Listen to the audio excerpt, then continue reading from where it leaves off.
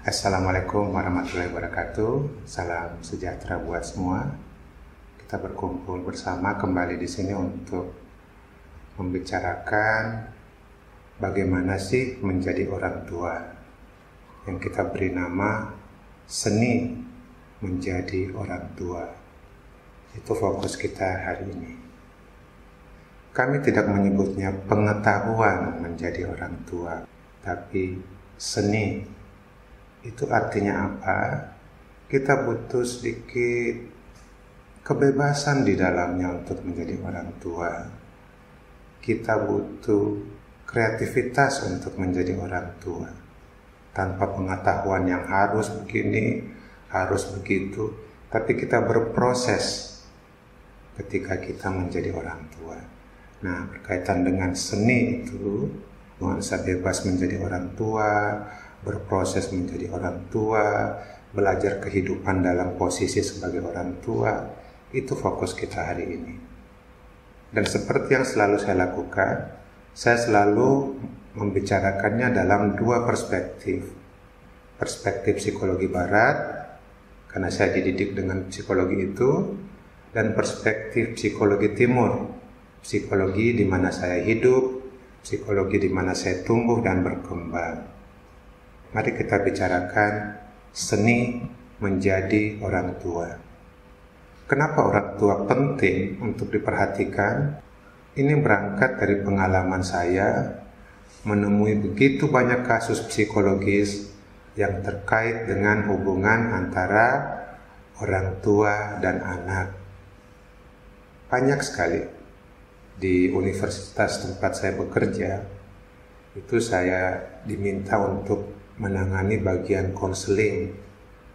Banyak anak yang datang, banyak orang tua yang datang, mahasiswa yang datang. Kalau saya lihat presentasinya, sangat besar masalah itu terhubung dengan keluarga. Dengan kata lain, hubungan atau relasi orang tua anak sangat menentukan seberapa sehat seseorang, seberapa sakit seseorang. Nah, sebelum masuk ke dalam pembicaraan itu, saya ingin membuka pertemuan kita hari ini dengan membicarakan 3 kasus. Saya suka berbicara tentang kasus karena itu lebih real, lebih nyambung dengan pengalaman hidup kita sehari-hari dan nyata-nyata saya temui di ruang konseling. Yang pertama, ibu pengusaha besar dengan anak yang terhambat perkembangannya. Ibu ini seorang pengusaha besar, suatu saat menghubungi saya karena dia khawatir dengan anak tunggalnya, putra, anak laki-laki. Kekhawatirannya itu muncul belakangan ini karena anaknya sudah berusia 40 tahun menuju 50 tahun dan hanya di rumah saja. Ibunya khawatir karena belum punya pasangan. Kalau toh diajak ketemu dengan lawan jenis, dia diam saja, bahkan terkesan takut dan cemas. Dan dia benar-benar mengkhawatirkan kondisinya sendiri sebagai ibu yang sudah kehilangan suaminya sudah mendahului dia, dan yang tersisa dia dan anaknya. Nah, dia datang ke saya dengan membawa cerita kehidupan seperti ini.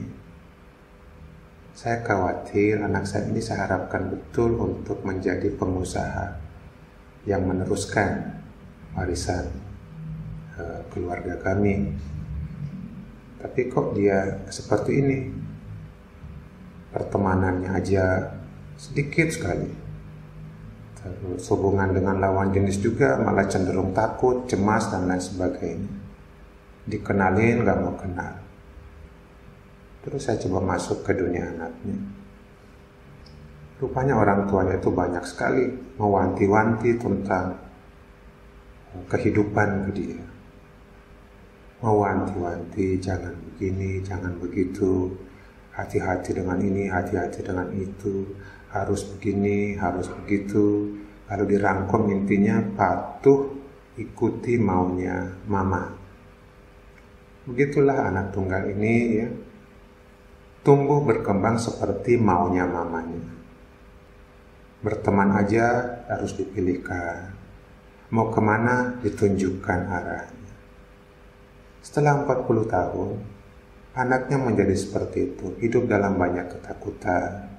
Relasi sosialnya, relasi pertemanan juga sangat tidak berkembang. Nah, itulah yang terjadi ketika anak betul-betul dijaga dalam cara yang mengekang. Niatnya orang tua sangat bagus, tapi caranya kemudian membuat anak tumbuh dalam cara yang negatif. Itu yang pertama. Sehingga yang saya lakukan untuk kasus yang pertama tadi, kasus yang ini, yang saya lakukan, saya benar-benar mendorong anaknya untuk mengeluarkan keberanian. Keberanian itu seharusnya tumbuh mekar dari dulu. Sangat terlambat semestinya, tapi nggak apa-apa, kita upayakan mendorong keberanian itu. Nah, kalau itu dibiarkan tumbuh mekar lebih awal, semestinya nggak harus terjadi seperti ini. Saya sedih sekali melihat manusia yang sudah tua, tapi terhambat perkembangannya karena rasa cemas, takut. Hidupnya penuh dengan kecemasan menghadapi hidup. Kasus kedua, orang tua dengan anak cerdas tapi gagal kuliah. Nah, orang tua ini juga menelpon saya, membawa anaknya. Dia bilang, anak saya ini saya ikuti betul perkembangannya, dia juara terus, rajin. Tapi kok kuliah IP-nya di bawah 1. Terus saya masuk ke anaknya, ngobrol lebih dalam. Dia bilang, saya tuh merasa orang yang punya jiwa seni. Saya tuh dengar bunyi-bunyi tertentu bisa dengan gampang menangkapnya, dan kayak kadang-kadang aku merasakan ada seperti alunan musik di kepalaku. Aku pengen tuangkan itu, pengen mengalirkan itu. Tapi sama situasi rumah itu tidak membolehkan untuk menulis musik atau bersenandung, itu tidak dibolehkan karena ada beberapa orang tua yang punya anggapan berdasarkan ajaran tertentu bersenandung itu nggak boleh, atau musik itu sesuatu yang nggak sehat ya. Akibatnya anak ini mengekang potensinya itu, dia diarahkan ke ilmu eksakta, sains ya. Dia bisa, otaknya mampu, tapi dia melakukan itu dalam keadaan bukan mauku, tapi maunya orang tua. Begitulah anak ini kemudian tumbuh dalam cara yang bukan dia mau. Akhirnya ya ketika kuliah pun begitu, dia sudah membayangkan tempat yang ideal buatnya, tapi orang tua nggak setuju karena di situ masa depan nggak jelas. Dia kemudian terpaksa atas nama sayang pada orang tua kuliah di satu kota, dan dia kehilangan arah di situ. Sering jalan sendiri, nggak jelas. Sampai akhirnya sudah semester 3 orang tuanya membawa ke saya dengan IP di bawah 1, dengan keterkejutan, loh kok anak cerdas seperti ini ya.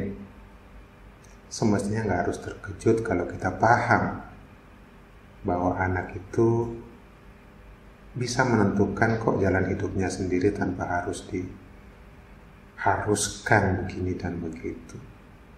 Itu contoh kedua. Ya.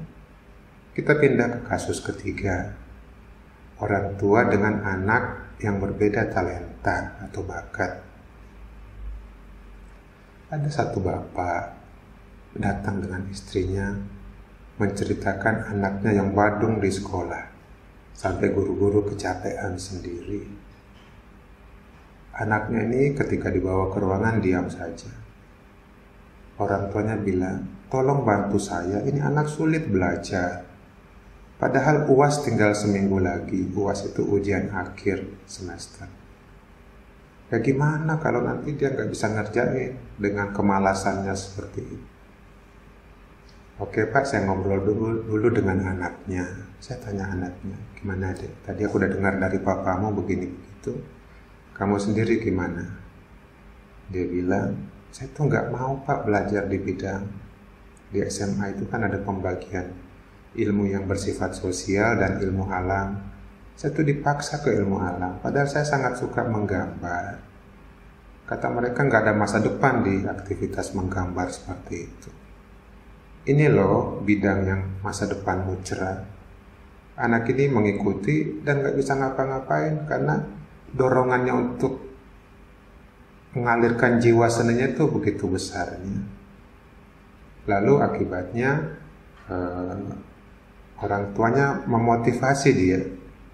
Dia bilang begini, lihat kakakmu itu loh, kakakmu itu juara terus, fisikanya oke, matematikanya oke.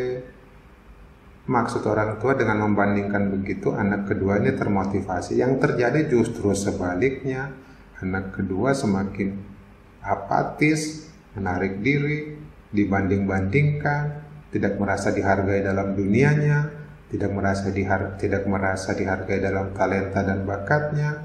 Akibatnya dia merasa kosong. Kasihan nih, usia masih muda banget datang dengan perasaan kosong. Nah, 3 kasus di awal sudah menunjukkan beberapa poin penting tentang pentingnya menjadi orang tua. Nah, dari situ saya masuk lebih dalam ya. Seperti biasa, saya suka berfilsafat karena memang saya mengajar filsafat juga selain psikologi. Membicarakan orang tua itu tidak mungkin tanpa membicarakan anak. Di timur ada filsafat namanya filsafat Dao. Filsafat ini seringkali kita temui dalam bentuk gambar ini, yin dan yang. Ada gambar hitam, ada gambar putih di situ. Lalu di bagian yang putih itu ada titik hitam, di bagian yang hitam ada titik putih. Artinya putih dan hitam itu beda, tapi saling tergantung. Tanpa hitam nggak ada putih, tanpa putih nggak ada hitam. Dua-duanya sama pentingnya. Kehilangan satu, kehilangan dua-duanya. Itu filsafat yang sangat dalam kalau kita masuk ke ajaran timur, ke psikologi timur. Nah, kita sering dengar kata orang tua. Istilah itu semestinya nggak ada. Istilah orang tua itu nggak ada. Kita hanya manusia biasa, tapi kemudian manusia ini menjadi orang tua karena munculnya anak dalam keluarga. Dengan kata lain, yang ada itu hanya manusia, tapi karena kemunculan anak dalam keluarga, manusia itu kemudian disebut orang tua. Ya, jadi orang tua itu muncul karena anak. Begitu anak muncul, orang tua muncul. Gitu ya. Anak bisa biologis, bisa juga diangkat. Ya, saya berhenti di situ, dicerna pelan-pelan. Dalam psikologi timur, orang tua memang melahirkan anak, tapi anak juga yang melahirkan orang tua. Sama pentingnya. Nah, jadi menjadi orang tua itu peristiwa alami, peristiwa biasa saja. Karena ada seorang manusia yang memiliki anak. Karena dia memiliki anak, dia disebut orang tua. Nah, sekarang ketika seseorang memiliki anak, dia menjadi orang tua. Pertanyaannya, apakah dia siap membantu anak untuk tumbuh dan berkembang? Kalau siap ya no problem, acara seperti ini nggak perlu. Tapi kalau tidak siap ya sudah, mari kita belajar psikologi. Saya mulai dengan psikologi barat tentang menjadi orang tua. Di barat namanya parenting. Dari kata parents, orang tua, menjadi parents, parenting.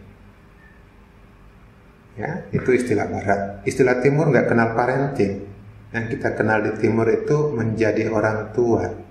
Parenting dan menjadi orang tua itu beda banget. Nanti saya tunjukkan.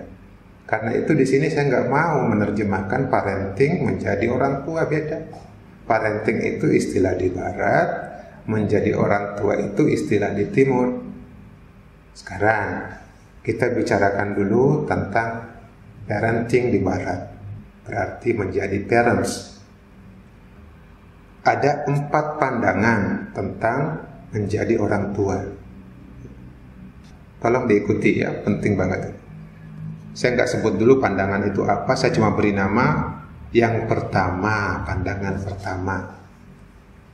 Pandangan pertama menganut prinsip ini ya. Saya kutipkan aja dari pernyataan-pernyataan yang pernah muncul dari kelompok yang masuk pandangan pertama. Bunyinya begini: jika keluarga berisi pertengkaran orang tua dan perkawinan yang tidak bahagia, maka itu adalah dasar untuk persoalan seksual anak di kemudian hari dan menjadi cikal bakal gangguan mental. Saya rangkum lebih padat lagi, kalau anak kita mengalami gangguan mental, bisa ditelusuri sampai pada pertengkaran orang tua dan masalah dalam perkawinan. Jika seseorang sangat dekat dengan ibunya secara emosional, muncul perasaan senang yang bisa membuatnya menjadi pribadi yang sukses di kemudian hari. Itu yang kedua, pentingnya kedekatan dengan ibu. Banyak orang sukses karena kedekatan dan support dari ibunya. Kita bisa menyebutnya cinta dari ibunya. Yang ketiga nih, perhatikan. Saya melihat bahwa kebutuhan terbesar anak adalah proteksi dari ayahnya. Nah, ini peran ayah, proteksi. Bisa kita rangkum, ibu itu berurusan dengan cinta, ayah berurusan dengan rasa aman. Kalau anak mendapatkan ini di masa pertumbuhannya, yakinlah anak itu baik-baik saja. Ini pandangan pertama, ya, pandangan pertama di barat sana. Saya masuk ke pandangan kedua. Ini sangat laris nih, yang pandangan kedua ini ya. Perhatikan. Beri saya selusin bayi yang tidak cacat. Beri saya selusin bayi yang normal, dan biarkan saya bekerja dalam caraku sendiri untuk membesarkan mereka, dan saya jamin akan mengambil satu persatu secara acak. Dan saya jamin melatih mereka untuk menjadi orang dengan spesialisasi tertentu yang saya pilihkan. Saya bisa buat dia menjadi dokter, pengacara, seniman, pengusaha, bahkan pengemis atau pencuri.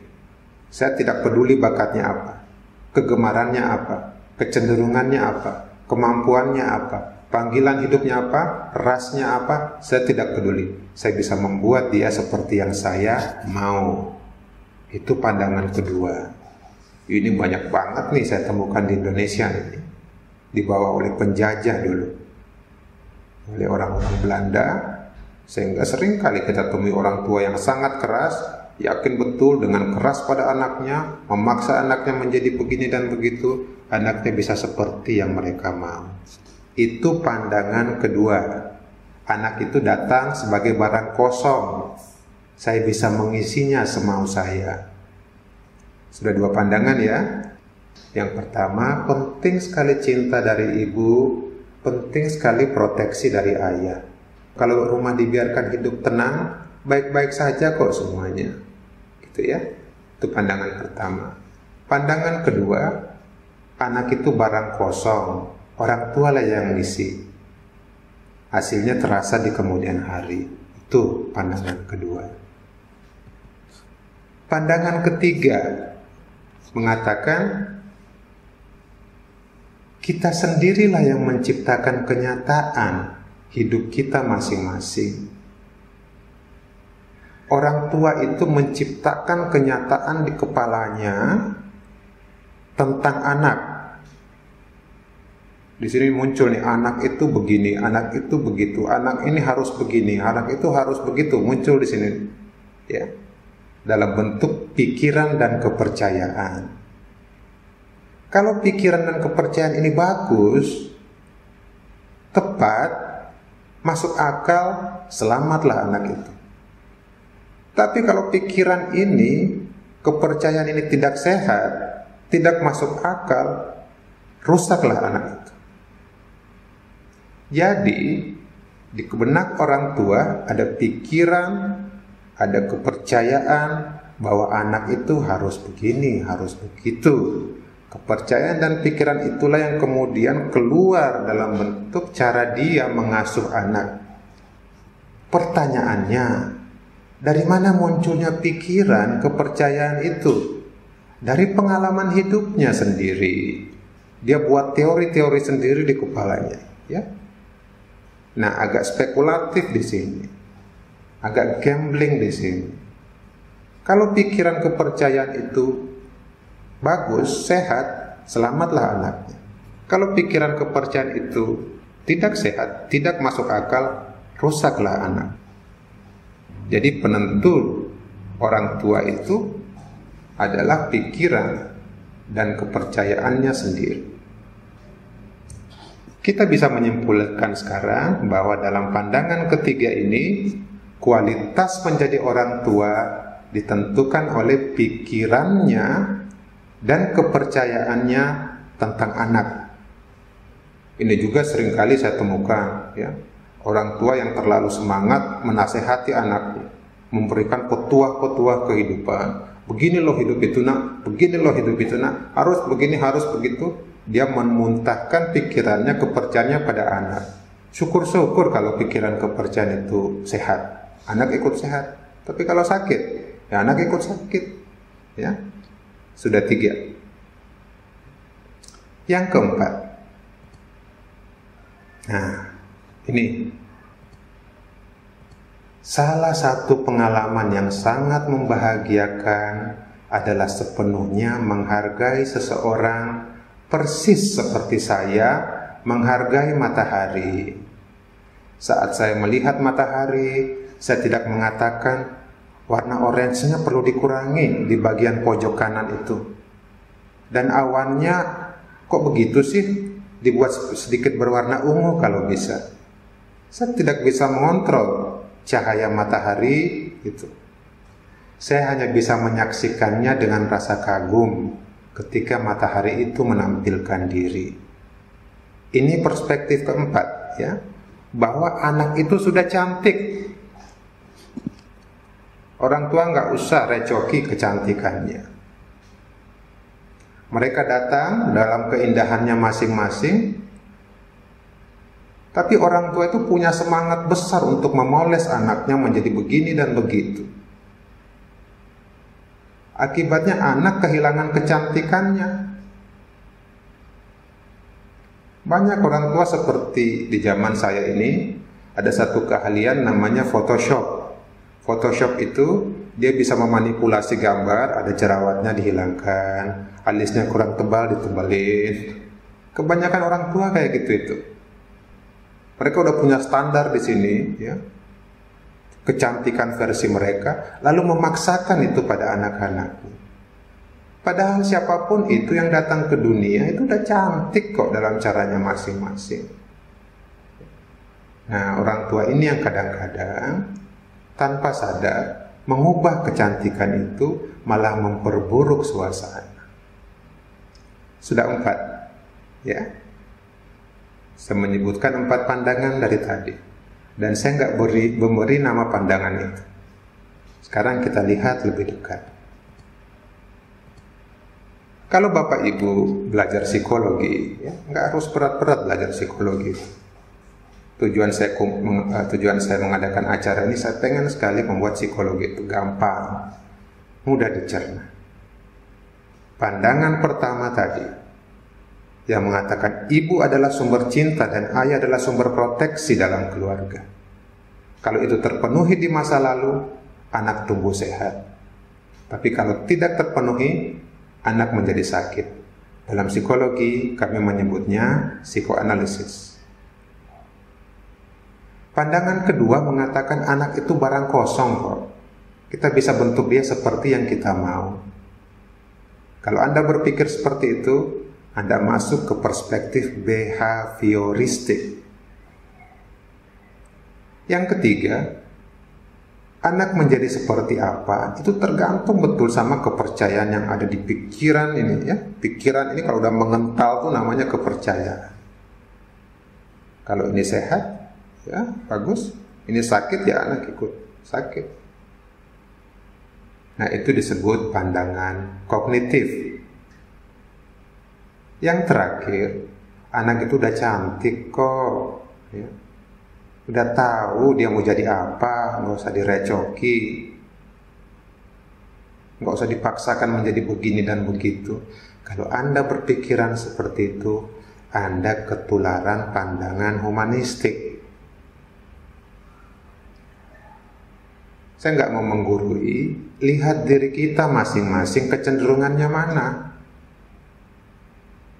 Saya sering kali ketemu orang-orang psikologi, kalau saya dengarkan pandangannya tentang parenting dalam bahasa Inggris tadi, biasanya terkelompok dalam salah satu ini kok. Kalau dia nggak cenderung ke psikoanalisis, dia akan cenderung ke behavioristik, dia cenderung ke kognitif atau humanistik. Mudah-mudahan dipahami sampai sini. Coba lihat kecenderungan diri sendiri sekarang. Bapak, Ibu, teman-teman itu cenderungnya seperti apa ketika menjadi orang tua atau suatu saat menjadi orang tua? Saya nggak mau berpihak dulu ya. Saya di sini menyampaikan ilmu apa adanya dulu. Bahwa ada 4 cara berpikir ini. Pilih yang mana? Tergantung Bapak Ibu semua, tergantung teman-teman. Gitu. Saya anggap sampai sejauh ini sudah paham ya. Jadi kalau ketemu saya suatu saat, Bapak Ibu cerita, teman-teman cerita, aku akan bilang misalnya, kamu kok terlalu behavioristik ya? Paham maksud saya ya? Kamu kok kognitif banget sih? Paham maksud saya. Wah, kamu tuh bagus tuh, sangat psikoanalisis tuh. Atau, oh kamu sangat humanistik rupanya. Sudah paham ya istilah-istilah ini? Baik, saya maju lagi. Obrolan di timur tentang menjadi orang tua ya. Kita baru saja melewati obrolan di barat.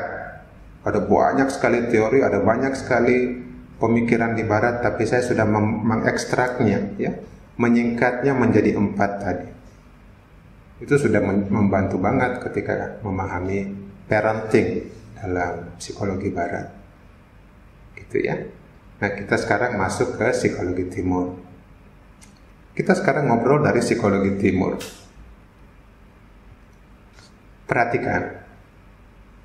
Untuk psikologi barat saya mengatakan parenting. Artinya menjadi parents. Untuk psikologi timur saya nggak mau menggunakan istilah parenting. Saya mengatakan menjadi orang tua. Beda banget itu. Saya dibesarkan dalam lingkungan di mana saya betul-betul mempelajari banyak bahasa asing, termasuk bahasa Latin, sehingga saya paham. Parenting berasal dari kata parere, bahasa Latin, yang artinya melahirkan, memunculkan. Pikiran pokoknya, anak muncul atau datang atau dilahirkan orang tua. Kalau kita menganut seperti itu, bahwa orang tua itu parere, melahirkan, memunculkan, maka wajar ya, ketika muncul istilah aku melahirkan anakku, aku membesarkan anakku. Terus si anak bilang, aku dilahirkan, aku dibesarkan. Nah, dampaknya anak menjadi makhluk yang harus dibentuk, diarahkan. Gitu ya. Semoga paham ya sejauh ini bahwa saya pribadi lebih memilih kata menjadi orang tua ketimbang parenting. Beda. Parenting itu melahirkan, memunculkan. Dia tidak datang dariku. Itu kata orang timur. Dia hanya melewati aku. Beda ya. Dia hanya melewati aku. Kadang-kadang kita mendengar orang-orang dari kalangan agamawan mengatakan anak itu titipan Tuhan. Ya, ada bagusnya pandangan itu. Berarti bukan dari saya, dia hanya lewat atau melalui saya. Ya. Sekarang masih ingat lambang yin dan yang di awal tadi? Saya tekankan lagi, tidak ada orang tua itu.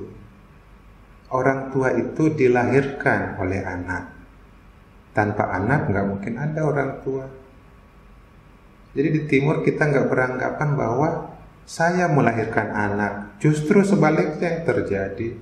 Saya ini dilahirkan oleh anak. Ada banyak nama di sini saya baca yang ikut workshop sesi kita malam ini. Ya. Nah, masing-masing nama ini akan berubah suatu saat menjadi mama atau papa karena kemunculan anak. Jadi mama atau papa itu yang diciptakan oleh si anak. Itu cara berpikir orang timur. Nah, karena itu tolong jangan merasa diri lebih tinggi dari anak. Orang tua dan anak itu bareng-bareng kok, sama pentingnya. Bagi orang timur, ya, begitu kita menjadi orang tua, maka kita punya tugas. Dan tugas itu mirip sekali dengan tugas menjadi tukang kebun. Untuk menjadi tukang kebun yang baik, ada 3 pemahaman yang harus terbentuk pada orang tua. Yang pertama, anak itu benih, bukan barang kosong. Yang kedua, anak itu tumbuh. Dan yang ketiga, anak itu kalau dibiarkan tumbuh, dijaga betul pertumbuhannya, suatu saat dia memperlihatkan keindahannya. Itu ya. Kalau Bapak Ibu suka berkebun pasti terasa tuh, punya benih kembang, ya. Benih itu tumbuh, dijaga, nanti ada saatnya dia memancarkan kecantikan kembangnya. Persis kayak gitu. Saya mulai dari yang pertama, anak sebagai benih. Artinya dia sudah punya bakat kok. Nggak usah dipaksa menjadi begini dan begitu. Sudah ada tuh benihnya di dalam. Lihat dia sebagai anak yang punya benih. Di 0 sampai 6 tahun kita bantu dia, kan itu masa-masa masih rapuh, baru datang ke dunia ini. Jadi besok ketika punya anak dan menjadi orang tua, maka jadilah orang yang siap menerima makhluk hebat, tapi badannya masih lembek. Itu harus kuat dulu. Ada makhluk hebat datang, badannya masih lembek. Banyak riset mengatakan bahwa anak sejak kecil sudah mengerti kok kata-kata orang tuanya, hanya badannya masih belum siap untuk membalas kata-kata yang dia dengar. Ya. Masih terbentuk saraf-sarafnya. Jalan aja masih sulit, tapi dia paham. Bahkan ada yang berani mengatakan di kandungan pun dia sudah paham kok. Ada yang lebih berani lagi mengatakan seperti itu. Artinya anak ini sudah siap semestinya untuk menjadi manusia, tapi badannya masih lembek, masih lemah. Karena itu di masa-masa awal kehidupan anak, orang tua itu punya tugas memanjakan anak. Memanjakan di sini bukan berarti semaunya anak. Istilah manja itu bagus, mencintai dengan lembut, ya. Dan yang kedua, proteksi makhluk hebat yang masih lemah ini. Karena itu hati-hati dengan kata-kata dan tindakan. Dalam bahasa yang singkat, terima anak apa adanya. Kadang-kadang orang tua itu sudah punya ekspektasi, nanti kalau anakku lahir aku mau begini, mudah-mudahan anakku begini. Begitu yang dilahirkan kemudian nggak sesuai dengan maunya, dia tidak menerima anaknya apa adanya. Itu bibit-bibit penyakit nantinya. Karena itu siapapun yang datang, terima apa adanya, manjakan dia dengan sayang, proteksi dia. Itu tahap awal, ya, ketika anak masih lembek. Setelah itu usia 6 sampai remaja, ya, orang tua harus ingat bahwa menjadi orang tua berarti bahwa orang tua itu disebut orang tua. Ini bagus banget, kita nggak menyebutnya parents, ya, ingat ini, kita di Indonesia ini bagus banget menyebutnya orang tua. Itu berarti orang yang datang lebih dulu di dunia ini daripada anak-anaknya. Dia lebih tua di dunia ini. Karena dia datang lebih dulu, kelebihan dia ya punya pengalaman lebih banyak. Lebih banyak pengalaman bukan berarti lebih baik loh. Ya, jadi saya ini menjadi orang tua ya karena saya datang lebih dulu di dunia ini. Karena saya datang lebih dulu, pengalamanku secara alami lebih banyak. Tapi itu nggak menjamin saya lebih baik dari anakku. Nah, orang tua sebagai pendatang awal seharusnya sudah banyak menyerap peristiwa hidup dan bisa membedakan ini loh yang baik, ini loh yang berbahaya, gitu ya. Nah, kalau kita paham mana yang baik dan berbahaya, maka kita memunculkan yang namanya kebijaksanaan orang tua. Jadi nggak perlu menjadi filsuf orang tua ini, cuma melihat saja pengalaman hidupnya sendiri, mana yang baik, mana yang berbahaya. Kalau bisa jelas betul ini baik, ini berbahaya, maka kita akan pelan-pelan menjadi orang tua yang bijak. Kita bisa menghindarkan anak kita dari, hey, bahaya loh naknya gitu, lakukan yang ini. Paham ya? Di sini kita nggak memaksakan, tapi kita belajar dari kehidupan kita sendiri. Kita mengenal mana bahaya, mana yang baik. Kalau pengenalan kita tajam betul, kita bisa menghindarkan anak-anak kita dari bahaya. Karena kita lagi-lagi hanya datang lebih dulu saja kok dari anak-anak itu. Bukan berarti kita lebih baik. Gitu ya. Nah, tugas kita di masa anak ini tumbuh, jaga anak dari hama, ya, yang datang dari luar. Banyak hama yang berbahaya, ya. Hama ini pengganggu perkembangan. Seperti tanaman tadi, benihnya bagus, tumbuh, kedatangan hama ya rusak tanaman itu. Nah, kita yang lebih dulu datang ke dunia ini semestinya bisa membedakan mana hama, mana bukan, ya. Nah, dengan begitu kita bisa menularkan kebijaksanaan kepada anak-anak kita tanpa memaksa,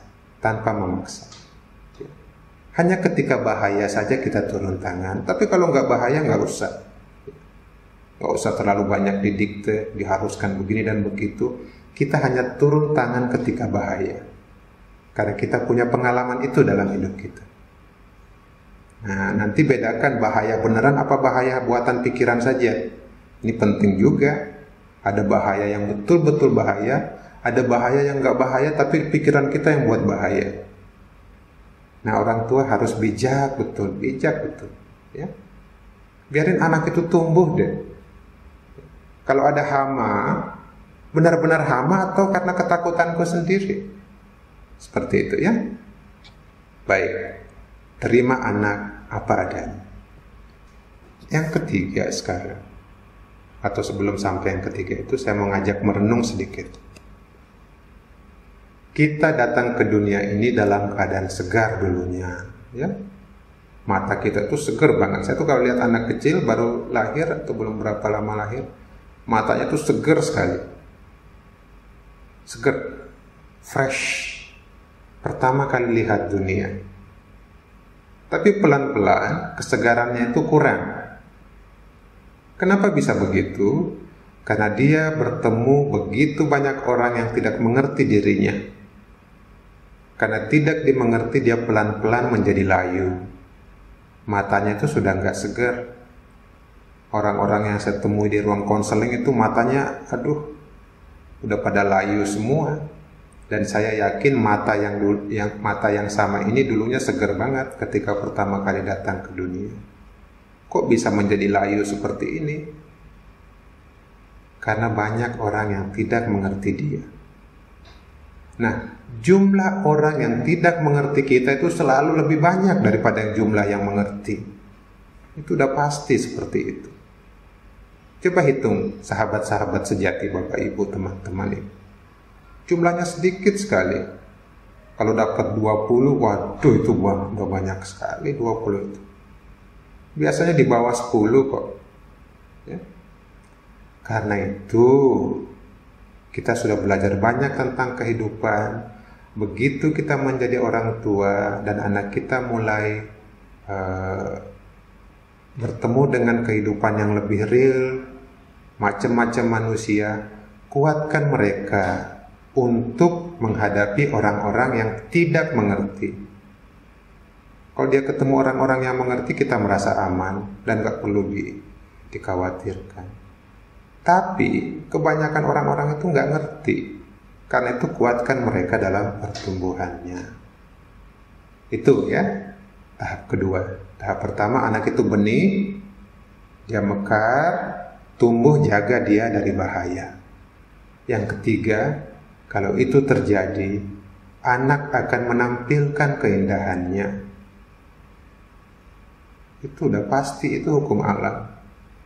Idealnya, anak yang dijaga saat lemah ya, dan dijaga pertumbuhannya, itu secara alami akan menghasilkan buah yang seger, menyenangkan untuk dilihat. Nah, pada saat itulah orang tua menikmati indahnya manusia itu. Oh, ternyata manusia itu persis seperti tanaman, benih, masih lembek, dijaga betul. Setelah dia tumbuh, kita jaga dari hama, dan setelah dia berbuah, dia menampilkan keindahannya.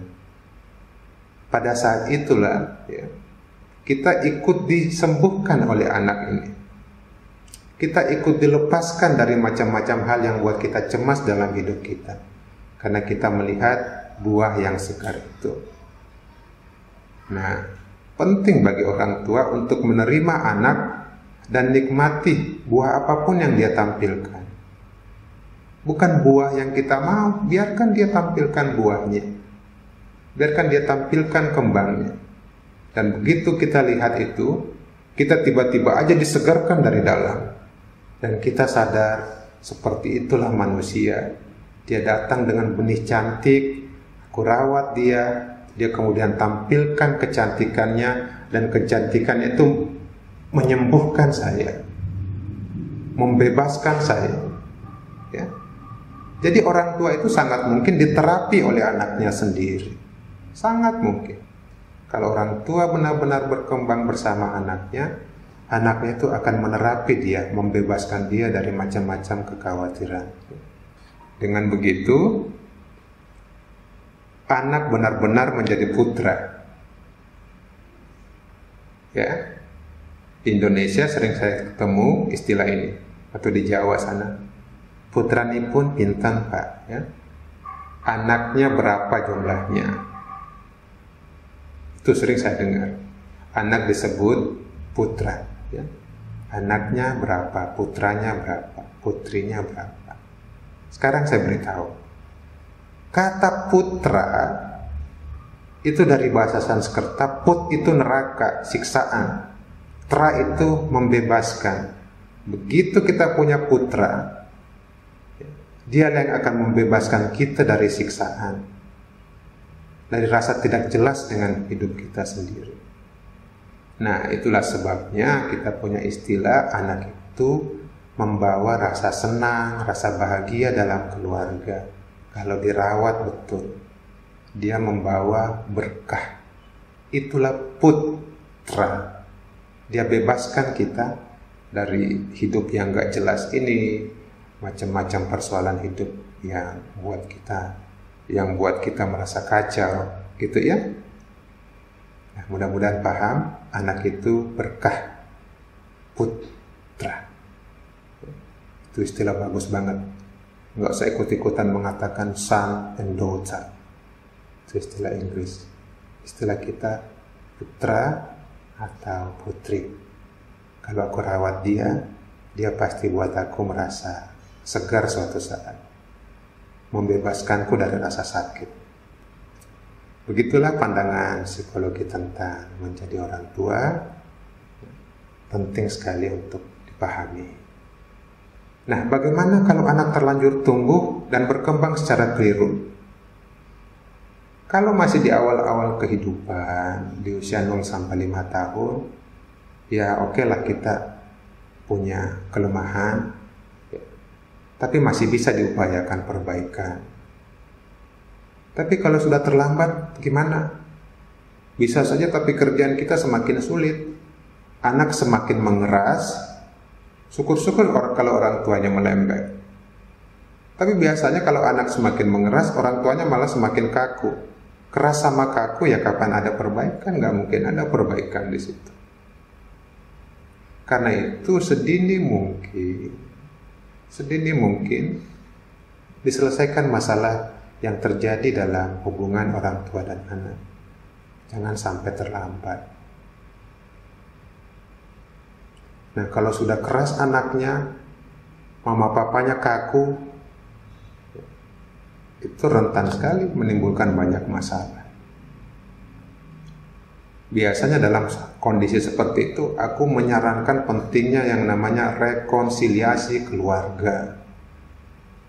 Semua harus ditancapkan betul kerendahan hati untuk mengakui kesalahan, sekaligus bersemangat untuk membangun lagi relasi yang sehat.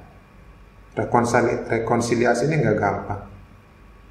Syaratnya cuma satu kok, kerendahan hati ya, untuk menerima bahwa ada yang salah dalam yang aku lakukan. Dengan kerendahan hati itulah muncul keberanian meminta maaf kalau ada kesalahan, keberanian memperbaiki diri dari kesalahan yang sudah terjadi ya. Nah, biasanya kalau ada anak yang datang ke saya menceritakan rasa sakitnya pada perlakuan orang tuanya, dan itu sudah sakit-sakit banget, aku menyarankan rekonsiliasi. Dan yang aku dorong yang muda, karena yang tua itu biasanya sudah semakin kaku, yang muda ini masih agak fleksibel. Kalau bisa, yang muda yang memulai ya. Ada satu remaja aku bilang, kamu marah besar pada papamu. Kalau kamu punya nyali, pada saat makan, kamu mulai dengan ngomong seperti ini. Pak, bisa ngomong sesuatu? Anak itu bilang, nggak mungkin, aku udah tahu betul papaku itu. Sama ngomong-ngomongan kayak gitu, nggak mungkin. Saya bilang, dicoba dulu. Berkali-kali dia coba, tapi dia semacam ada kendala. Mau ngomong nggak ya? Mau ngomong nggak ya? Sampai suatu saat dia beranikan diri. Pak, bisa ngomong sesuatu? Papanya diam. Karena memang papanya nggak biasa seperti itu ya. Akhirnya dia ngomong. Papanya jadi paham ya, kesalahannya selama ini. Dan itu membantu perubahan ya. Meskipun kita nggak mengharapkan perubahan yang drastis banget, tapi pasti ada pengaruh. Nah, saya minta yang muda yang memulai. Bagaimana kalau orang tuanya nggak mau? Itu urusan belakang. Niat baikmu itu lebih bagus daripada apa yang terjadi kemudian. Itu ya. Baik, demikian materi singkat tentang parenting. Ada satu cerita penutup mungkin ya, tentang pentingnya kita menjadi orang yang belajar dari kehidupan kita sendiri, lalu bisa membedakan mana bahaya dan mana yang baik. Ceritanya tentang seorang yang sangat dikenal di Rusia sana. Dia orang yang sangat bijak. Namanya Gurdjieff. Gurdjieff ini di usia 9 tahun papanya sakit keras. Ketika sudah hampir ajalnya, Dia manggil si Gurdjieff ini. Mereka keluarga yang sangat miskin. Eyangnya Gurdjieff juga miskin sekali. Tapi ayahnya nggak khawatir sedikit pun akan meninggalkan Gurdjieff di dunia ini. Ayahnya panggil Gurdjieff. Dia bilang, sini nak, sebentar lagi papa harus pergi. Tapi sebelum pergi, papa ingin pergi dengan tenang. Papa selama ini hidup miskin. Tapi papa bangga sekali karena diwariskan satu hal dari eyangmu dulu. Dan itu yang membuat aku merasa orang paling kaya di dunia ini. Nah, aku mau mewariskan itu ke kamu sekarang. Dan kamu janji untuk menjaga warisan itu. Gurdjieff yang masih 9 tahun itu bilang ke papanya, iya pak. Lalu ayahnya meminta dia lebih dekat, dan ayahnya bilang begini, dalam perjalanan hidupmu, kalau kamu ketemu dengan orang yang kata-katanya nyakitin kamu, buat kamu sedih sekali, buat kamu marah, katakan ke dia seperti ini, aku paham maksudmu, tapi papaku berpesan, aku hanya boleh menjawabmu setelah 24 jam dari sekarang. Siapapun yang menyakitimu, selalu katakan ke dia seperti itu. Aku paham maksudmu, aku akan jawab kamu 24 jam dari sekarang. Itu pesan papaku. Terus Gurdjieff bilang, iya pak, aku paham. Ayahnya bilang, aku sekarang bisa aku sekarang bisa pergi dengan tenang. Begitulah Gurdjieff, anak yang miskin ini, diwarisi nilai yang sangat besar. Nilai yang buat dia merasa sangat kaya dalam hidupnya, bahwa siapapun yang aku temui, ketemu orang yang menyakitiku dengan kata-katanya atau apapun, aku akan bilang ke dia, aku paham maksudmu, aku bisa menjawabmu 24 jam dari sekarang karena itu pesan papaku. 24 jam kemudian, kamu mau ngomong apa aja, itu biasanya sudah omongan yang bagus.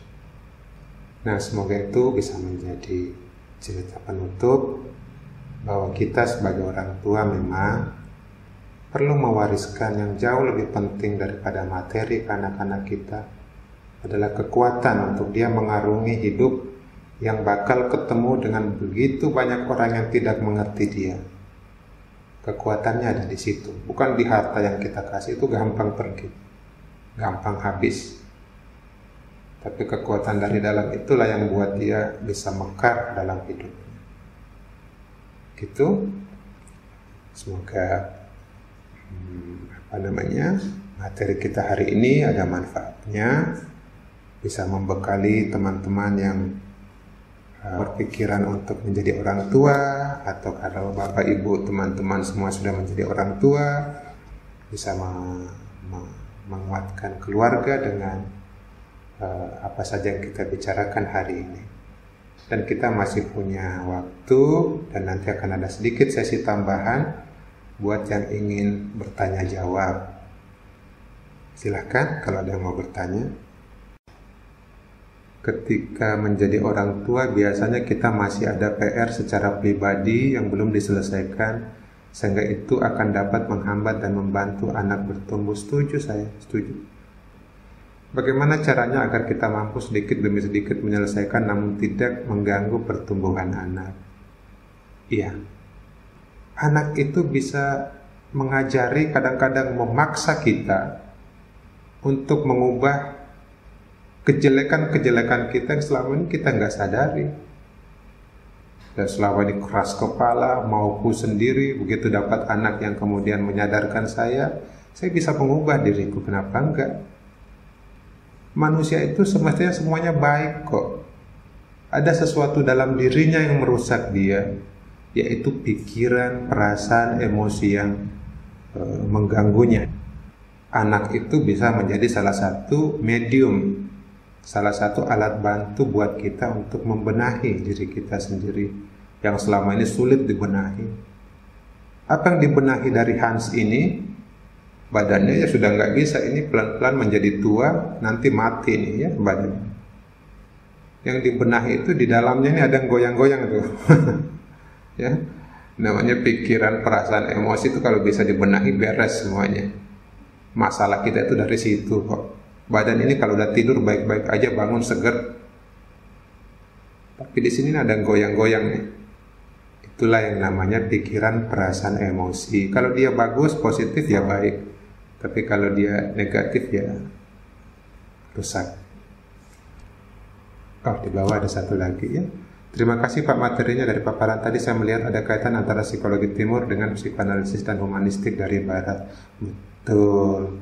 Itu benar terkait ya. Bahkan induk dari semua itu kalau kita masuk ya psikologi timur. Nah, tadi pertanyaannya atau komentar dari siapa tadi? Najib itu sangat bagus ya, dia bisa melihat keterkaitan atau hubungan antara psikologi barat, khususnya humanistik dan psikoanalisis. Tapi kalau tanyakan lebih dalam lagi, psikologi paling tua itu semestinya psikologi timur ya. Tapi bedanya orang-orang timur itu enggak sehebat orang barat ketika merumuskan, menyampaikan, tapi ide besarnya itu ada di timur, gitu ya. Banyak orang tua yang mengatakan anak saya kalau di rumah bisa, tapi kenapa di sekolah tidak bisa? Ini faktor apa ya? Belajar itu asik-asik aja kalau situasinya nyaman kok, ya.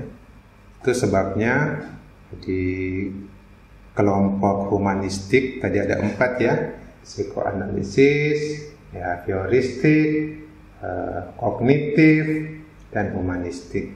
Kelompok humanistik ini bilang kalau situasinya rileks, asik-asik, dimanapun anak itu mau belajar kok. Nah, mungkin saja di rumah itu rileks, asik, di sekolah agak tegang dikit, ya. Biasanya seperti itu yang terjadi. Dan aku sendiri merasakan sebagai pendidik ya, yang pertama sekali saya usahakan ketika ketemu mahasiswa saya itu buat rileks suasananya, buat suasananya nggak tegang, banyak tertawa dan lain sebagainya. Dan tiba-tiba aja mereka sangat kreatif bertanya, mereka melahirkan ide-ide bagus dalam suasana santai seperti itu ya. Nah, ini memang perlu juga ditularkan khusus ke pendidik. Hari ini kan kita ngobrolin tentang seni menjadi orang tua. Di Indonesia ini kalau aku ke SMA, apalagi ke SMK, apalagi kok mereka doyan banget sama pendidikan behavioristik itu. Mereka repot betul mau membentuk manusia, mau mengarahkan harus begini, harus begitu. Kayaknya mereka butuh diberi sentuhan humanistik sedikit deh, ya. Biar apa itu, anak itu nyaman, tumbuh kembangnya juga rasa bebas, dan potensinya maksimal pertumbuhannya, seperti itu ya Bu. Ya, memang saya pribadi pun seperti itu, menyaksikan dalam pengalaman saya berkunjung ke sekolah-sekolah ya, khususnya kalau saya memberi terapi relaksasi atau bagian dari terapi ELA di sekolah. Itu kok ketika sharing cenderung ke behavioristik semua. Padahal saya pribadi cenderungnya ke humanistik. Kenapa begitu? Karena humanistik tadi sangat connect dengan psikologi timur. Bahkan tokoh-tokoh humanistik itu semua pengagum psikologi timur gitu. Yang yakin betul bahwa anak itu cuma butuh kenyamanan dan dihargai kok. Kalau dihargai mereka tunjukkan betul tuh potensinya tanpa ragu ya. Gitu. Halo Pak, kalau menurut Bapak sendiri metode mana yang paling dianjurkan untuk diterapkan parents? Humanistik atau behavioristik? Kalau preferensi pribadiku sih behavioristik itu udah ketinggalan zaman ya. Humanistik atau psikologi timur deh, itu lebih sehat. Behavioristik itu ya jadi anaknya tapi membawa rasa kesal dan marah dalam hidupnya. Bisa saja, tapi cara yang paling sehat humanistik atau psikologi timur yang tadi sempat saya tularkan ya. Terima kasih atas ilmu dari Bapak tentang seni menjadi orang tua pada malam ini. Oke. Saya ingin bertanya bagaimana membedakan bahaya yang betul-betul berbahaya dengan bahaya yang berasal dari pikiran. Bagus sekali. Bahaya real itu, saya beri contoh saja. Saya itu membebaskan betul anak saya ya. Sampai suatu saat saya lihat dia berjalan dekat ke colokan listrik, dia mau pegang. Nah kali itu saya harus tegas sebagai orang tua, bahaya. Saya ambil dia kebingungan wajahnya, tapi saya jelaskan bahwa itu bahaya. Dia pegang pisau, bahaya atau enggak? Ya bahaya. Tapi kita enggak begitu saja ngambil pisaunya, dia nangis-nangis lalu memelin, enggak begitu. Kalau bisa kamu ambil daging atau ikan, kamu sayat ikan atau daging itu, ya. Lalu tunjukkan gini loh tanganmu kalau kena pisau. Nah itu cara humanistik kayak gitu. Boleh melarang di saat bahaya, tapi nggak sebatas melarang, ada penjelasannya. Mudah-mudahan terjawab. Nah ada beberapa ketakutan yang nggak real, itu buatan pikiran sendiri. Biasanya muncul dari kecemasan kita sendiri. Jangan-jangan, bagaimana kalau masa depan itu nggak jelas kok, ya nggak jelas. Yang paling jelas itu yang sedang terjadi saat ini. Coba lihat hidup kita masing-masing. 90% lebih dari ketakutan kita kan nggak jadi kenyataan. Coba periksa yang kita cemaskan di masa kecil, ya nanti begini. Setelah kita lewati biasa aja tuh. Mahasiswa saya di universitas seperti itu. Sebelum ujian datang, Pak gimana nanti kalau dosennya nanya ini ya Pak ya, saya harus jawab gimana? Terus bla bla bla bla bla bla bla. Ya. Saya bilang ya ketakutanmu itu 90% lebih nggak jadi kenyataan kok. Nah yang jadi kenyataan itulah yang disebut bahaya real. Misalnya tadi ada listrik, ya itu real. Ada api di situ, ya. Jangan lalu bilang, dia tahu sendiri kok harus ngapain. Kan nggak gitu juga ya. Tarik dia kalau dia masih belum bisa mengenal bahaya api. Itu ya. Tapi kalau anak-anak lagi main pelosotan, lalu kita bilang, gimana kalau jatuh ya?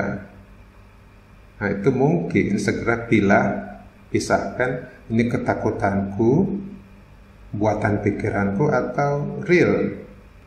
Dia bermain dengan temannya, terus temannya itu kemudian kita beranggapan waktu aku kecil tuh banyak teman-teman yang nakal, kok nanti malah dari teman-temannya tuh dia dapat kata-kata kotor, lalu anak saya jadi rusak. Itu kan pengalaman kita, ketakutan kita. Biarin dia kenal sendiri dunia pergaulan. Kalau toh kemudian dia kemasukan kata-kata kasar, oke, itu udah kemasukan, beri dia kejelasan. Tadi belajar dari siapa? Mama, papa kalau dengar kata itu kok nggak enak ya? Kayaknya itu bukan kata yang bagus. Gitu. Ya. Nggak perlu terburu-buru untuk, wah ini bahaya. Anak saya itu karena sering nonton YouTube, ada banyak sekali informasi yang masuk. Salah satu itu kata-kata kasar yang kadang-kadang dia dengar dan dia nggak tahu itu kasar, dia cuma meniru-niru saja. Ya. Misalnya apa itu yang saya dengar kemarin, dia bilang what the bla bla bla bla. Terus saya bilang itu omong apa ya? Kalau dengar kok nggak enak rasanya papa dengar kayak gitu. Boleh diganti nggak nanti? Iya sih kata dia. Udah diganti. Ya. Jadi dia tahu kata itu getarannya, vibrasinya nggak bagus buat saya. Itu mudah-mudahan terjawab ya Dinda ya. Nah, jaga betul pikiran. Nanti pada saat mindfulness ada pelajaran itu, pelajaran menjaga pikiran. Ada pertanyaan juga, sejauh mana proteksi yang bisa ayah berikan ke anak? Proteksi itu hubungannya ke rasa aman, ya. Kita harus sensitif situasi-situasi yang menakutkan buat dia karena baru belajar kenal dunia. Ya, beri dia rasa aman. Hal-hal kecil misalnya pernah ngajak anak ke taman safari ya di daerah Bogor sana, Ciawi. Anak saya itu pertama kali melihat belalai gajah kok gede kayak gitu, masuk lagi ke dalam mobil lewat kaca. Dia ketakutan, ya. Kalau ekspresi ayahnya itu tenang saja, malah megang-megang belalai itu, malah membuat lelucon-lelucon dengan belalai itu, anak kemudian rasa berarti nggak ada masalah dong dengan belalai ini, gitu ya. Nah, itu hal-hal kecil seperti itu. Terus nonton ada singa tuh lagi manjat pohon, saya ingat betul itu. Nah, biasanya panduan bagi anak untuk melihat apakah dunia sekitar itu mengancam atau enggak itu wajah ayah dan ibunya kok. Pernah nggak perhatikan anak ketika ada sesuatu yang dia lihat bahaya, dia segera melihat wajah ayah dan ibunya. Kalau wajah ayah dan ibunya tenang, tiba-tiba aja dia ikut tenang. Berarti referensi utamanya itu adalah si ayah dan ibunya. Soal untuk urusan proteksi tadi memang ayah di situ ya. Jadi kalau ada bahaya, ayah turun tangan untuk menunjukkan kamu aman-aman saja kok. Ini anak yang baru mengenal banyak, anak yang baru datang ke dunia mengenal macam-macam hal. Ngajak ke pantai aja tuh lihat kepiting kecil lari ketakutan, ya nggak apa-apa, ya, tunjukkan itu nggak berbahaya. Dia banyak belajar dari orang tuanya, khususnya ekspresi wajah tuh dijaga betul ya. Karena anak itu begitu ketakutan dia akan konfirmasi ke wajah ayah dan ibunya. Nggak harus ngomong kok ya, dia tahu. Gitu, mudah-mudahan terjawab. Sementara bahaya dari pikiran berasal dari kecemasan ya Pak. Betul, setuju ya. Nah, kecemasannya ini diperiksa ya. Kecemasannya ini kadang-kadang tanpa sadar ditularkan ke anak. Seperti itulah sejarah kenapa kecemasan ibu bisa turun ke anak. Sudah paham sekarang ya. Baik. Saya kira sudah terjawab semua. Sekali lagi terima kasih sekali sudah datang di acara kita malam ini. Semoga ada manfaatnya. Tularkan ilmu ini pada saudara-saudara kita yang butuh atau belum tahu, supaya banyak orang tua itu membantu anaknya sehat, dan ketika anaknya sehat dia ikut-ikutan sehat. Terima kasih. Semoga semua sehat ya. Senang ketemu. Sampai ketemu di acara kita selanjutnya.